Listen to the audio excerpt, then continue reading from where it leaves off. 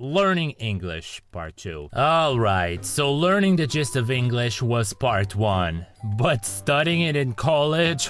Oh boy, there is so much that I have to tell you guys about. So as some of you may know, I went to college to a course called Modern Languages. The way it works is that you choose 2 of these languages to study, and in the 3 years that the degree lasts, you have to positively pass 6 levels of both those languages and a class of literature, linguistics, and culture. Most people that sign up for this degree, myself included, sign up in English for similar reasons as I had. And bro, some of the people on this degree, some of them were lazy, some of them were stupid, some of them were lazy and stupid, but I don't want to talk about the colleagues of mine, at least not the bad ones. We will have that when I talk about Italian.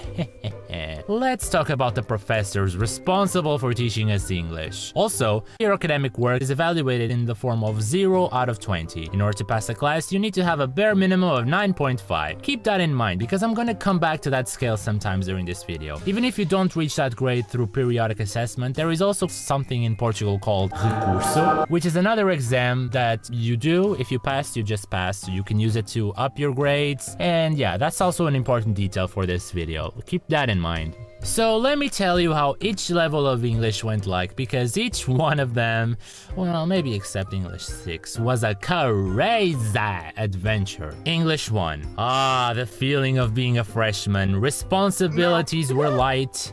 The world is our oyster, and in your first week, you don't even have to attend lecturers. The professor, doctor, sent us an email stating where my very first lecture would be held, and it coincided with the day of my birthday. So you would think that with me being a freshman and with it being my birthday, and even on top of that not being a necessary lecture to attend, I would just skip it and enjoy my nice freshman life. You know what? I didn't skip it. So I brought my pretty little butt into the college campus, arrived in my faculty, asked one of the staff members where the room was, only to find out that the lecture wasn't even gonna be in the actual faculty, but in a parallel building. And you know those old, huge castles from medieval times that look very maze-like? That's how that building felt like. It was pretty on the inside, it had some nice architecture, but it was so difficult to navigate. So I blindly looked around for my classroom, and in this maze I came across a man that looked like he worked in the office. I asked him in Portuguese,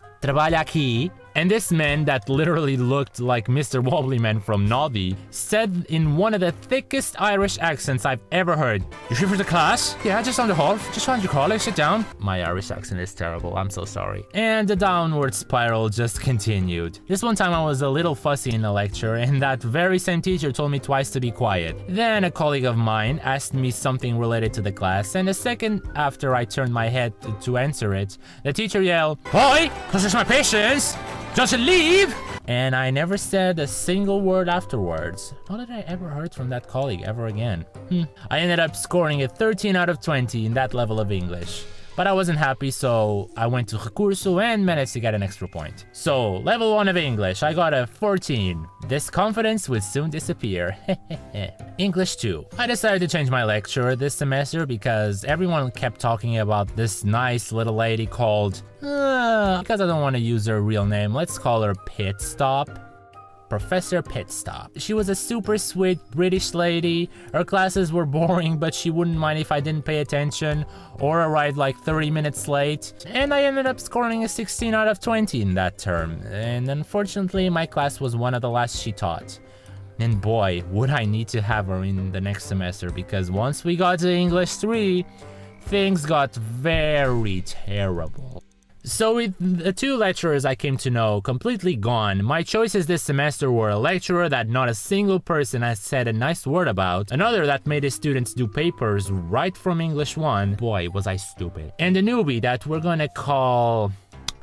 Professor Scott. I decided to take my chances on this newbie professor this semester, and that choice was the worst choice I've ever made in my whole entire life! He looked like a skater and he talked like a skater. In heavy rain autumn days, he would come to college in shorts and sandals, and red flags were waving when he decided to make us do a para project with someone in this room that you haven't really met yet. He even asked us if we could guess what part of America he was, and after a summer of me watching Superstore, a show about a store located in Missouri, out of the possible 50 states, I said, Missouri? And he said, but do I sound like I'm from Missouri? I don't think I have an accent, but yeah, I'm from Missouri. And then he kind of giggled, which was the only time I saw him do that. And things only started going downhill from there. This one time, he told us to do a paper on some boring text that he forced us to read, which was basically 30% of your final grade is resting on whether you deliver this final paper. If you don't, you'll get like a 0, guys. So if you want to have a 30% bonus, you better do it, okay? Guys! He said guys like a lot. Ugh. I followed all the guidelines that he imposed on us, only for him to barely look at my text and say, I'll give you half credit. And then he said some mumbo jumbo that honestly made it seem that he was out to get me. And I wasn't even the only one that this happened. One of my closest friends made such a superb text, and at the end of the lecture, he asked her if she copied the whole text. Dude, integrity, where'd you left it? On our first periodic assessment, I managed to score a positive grade and an actually good one. I copied a lot from a girl, but we are not mentioning that. One thing that you need to understand is that in order to pass the course in Portugal, you need to have an average grade of 9.5 out of 20 in order to pass. By the end of the semester, my final grade was of a 9, right before Christmas. So Christmas rolled around, and on the 26th, he sent an email to everyone planning on going to Recurso that he would be in the faculty bar in case anyone wants to see how its previous exam went like. I was so boiling mad from failing with a 9 that I said to my mom, I said to her, Mom, I'm not doing it. I hate that guy. My mom insisted because these little things do differentiate from a 9.4 to a 9.5. So I spent 8 euros on train tickets going back and forth. I arrived at the faculty, I sat down with him, we started seeing my exam, I asked him to make the math to see what my final average was. He made the calculations and said that my final grade was 9.3. 9.3. 9.3! The nerve of failing me with 0.2 of a point.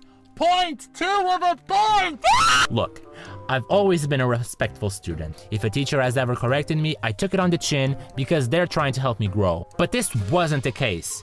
I hated him, and I knew he hated me for some reason. So I came back home, started studying hard, even harder than ever before. I do that goddamn exam, I score a 9, get admitted to do an oral exam, and I passed with a minimum 10. This level of English took such a toll on me. I felt like I couldn't speak English, so it was making me question all my content on YouTube. It kept me stressed and unable to focus on other classes I wanted to have a better grade at. It was also unnecessarily tedious and hard to follow because I couldn't begin to like the test he presented onto us. You suck a lot, Professor Scott. So the next semester I went to this professor that is absolutely illegal to hate, which I'll call Professor Scorn?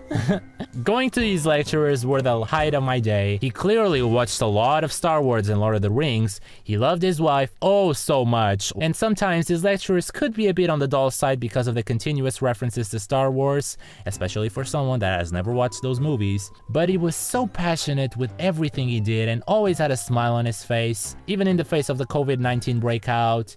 He did a great job. I got my 15, a 50% increase from my previous level. And yeah, English 4 was a breeze. We love you, Professor Scorn! For the rest of my English journey, not much has happened except that English 5 was hard. We talked a lot of philosophy of communication, which made me nervous because I failed philosophy in high school. And the adventure on this level of English is probably for another video. Let's just say that I did manage to pass that level as well. Barely. And even though a bare pass would make me frustrated, in here I decided to go on and don't even look back. Let's forget about the past. What's done is done, and that is that.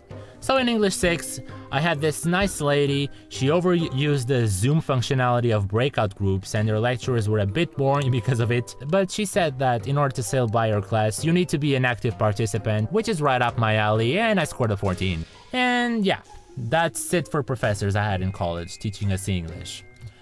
I gotta say, I was completely blindsided by the fact that academic English isn't just about knowing how to speak English. Having a grasp on this language helped me just a bit, but not that much. And so making through this new form of English was definitely a challenge, and one that I can be proud that I overcame with the help of some people.